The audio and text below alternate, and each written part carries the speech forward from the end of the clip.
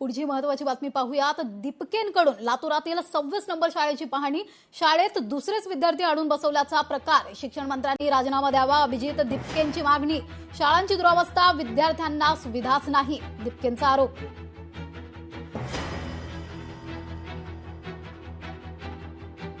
आताच आम्ही आमचा दौरा सुरू केलेला आहे। 1 आठवडा झाला आहे, आम्हाला थोडा वेळ द्या, नक्कीच दिला पाहिजे। जी अवस्था आहे तिथे म्हणजे या बिल्डिंगला पाहून कोणी म्हणू शकते शिक्षण मंत्री राहिले पाहिजे।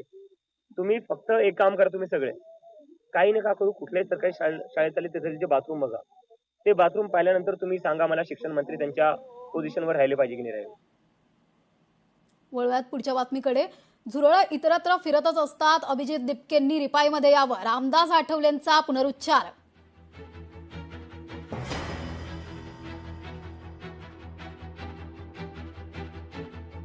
मला जर अभिजित दीपकेचा पाठिंबा मिळाला, तो माझ्या पक्षात आला तर आपला पक्ष मोठा होऊ शकेल, म्हणजे महाराष्ट्रामध्ये। बाकीच्या राज्यात तर मी पक्ष वाढवलेलाच आहे। आणि आता माझं म्हणणं असं आहे की अभिजितनी आपल्या पार्टीचं नाव बदललं पाहिजे, यासाठी की कॉक्रोच आता नौजवान नाही, हे सिद्ध झालेलं आहे।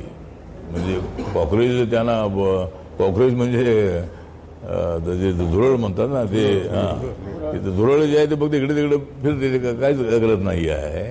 तर आता अभिजित दीपके हा आणि त्याचे जे मित्र आहे त्यांनी कॉक्रोच जनता पार्टीनं चालवता, दुसरी पार्टी त्यांना चालवावी, म्हणून दुसरी पार्टी चालवण्यापेक्षा आरपीआयमध्ये आलेलं चांगलं असं मी म्हटलं होतं। पण तो येत नसेल तर काय, त्याच्या बळजबरी नाही आहे। लोकशाही मराठी ऐका, पहा, जागरूक रहा।